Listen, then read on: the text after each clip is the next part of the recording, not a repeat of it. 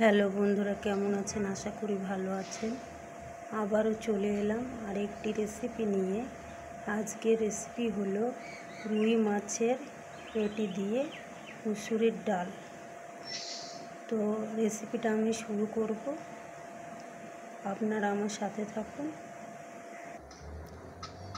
প্রথমে ডালটা সিদ্ধই বসাবো। ডাল সিদ্ধই বসানোর জন্য জল গরম হয়ে গেছে।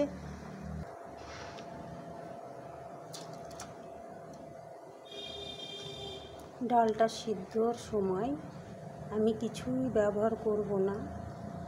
ডালটা সিদ্ধ হয়ে গেলে নামিয়ে নেব। ডালটা সিদ্ধ হয়ে গেছে।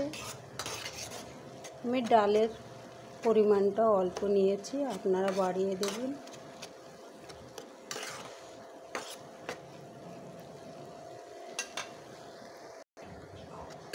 ডালটা সিদ্ধ হয়ে গেছে, আমি নামিয়ে নেব। এবারে দিয়ে দেব সর্ষের তেল,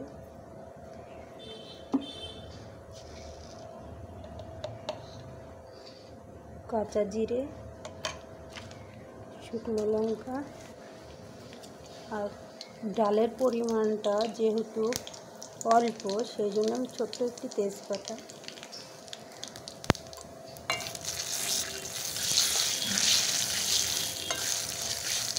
এবার দিয়ে দেব পেঁয়াজ আর কাঁচা লঙ্কা।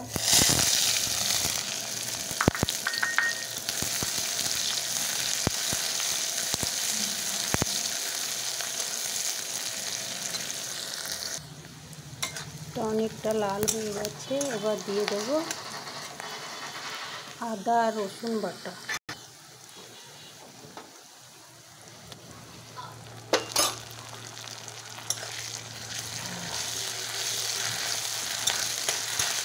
এটা ভালো করে কষিয়ে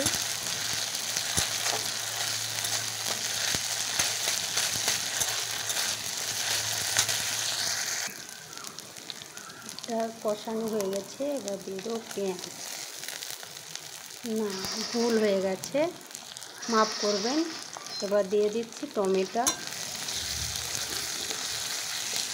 টমেটোটা ভালো করে কষানো হয়ে গেলে এবার দিয়ে দেবো গুঁড়ো মশলাগুলো।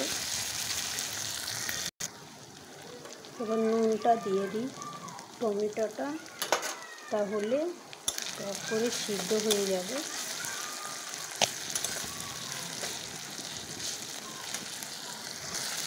এখানে দেখুন সব মশলাগুলো ভালো করে সিদ্ধ হয়ে যাচ্ছে। এবারে একে একে গুঁড়ো মশলাটা দিয়ে দিই।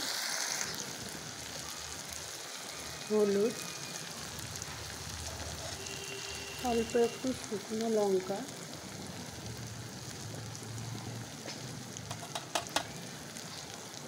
ধনে গুঁড়ো,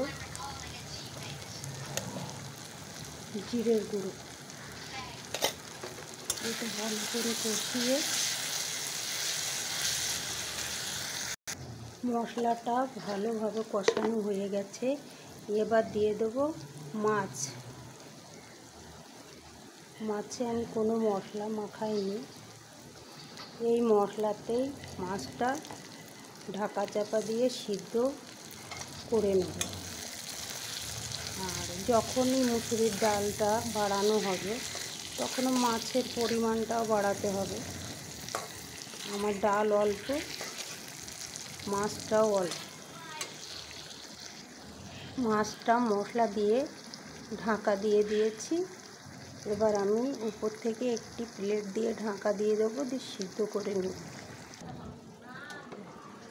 এবার ঢাকাটা তুলে দেখি মাছটা কতটা সিদ্ধ হয়ে গেছে।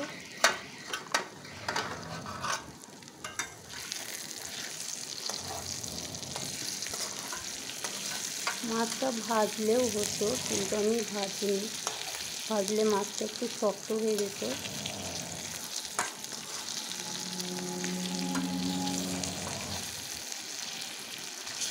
অনেকটা সিদ্ধ হয়ে গেছে। মশলার সঙ্গে মাছগুলো অনেক ভাজা ভাজা হয়ে গেছে, আর কাঁচা নেই, সিদ্ধ হয়ে গেছে। এবার ডালটা দিয়ে দেবো। এইভাবে গ্যাসটা আস্তে দিয়ে প্রায় 10 মিনিট চাপা দিয়ে সিদ্ধ করে নিয়েছি, আর কাঁচা নেই। এবার ডালটা এতে ঢেলে দেব।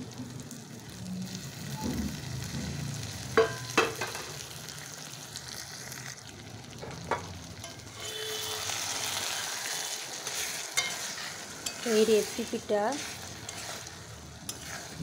আপনারা খেয়ে থাকলে আমাকে কমেন্টে জানাবেন। দারুণ লাগে খেতে।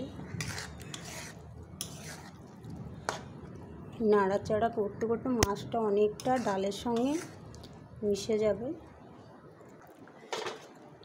কত সুন্দর কালার এসেছে, মাছটা গলে গেছে।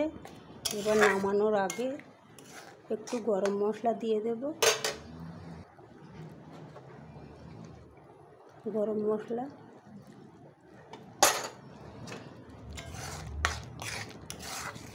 এবার নামিয়ে নেব। আপনাদের সঙ্গে গল্প বলতে বলতে আমার রেসিপিটা হয়ে গেছে। রুটির সঙ্গে ভালোই লাগবে। আপনাদের কাছে যদি ধনে পাতা থাকে দিয়ে দেবেন, আমার কাছে নেই বলে আমি ব্যবহার করতে পারছি না, কিন্তু ধনে পাতাটা দিলে আরও সুন্দর লাগবে খেতে।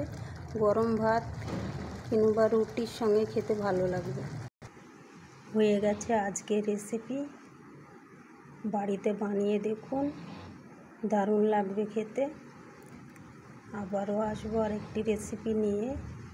আপনারা ভালো থাকুন, সুস্থ থাকুন। টাটা।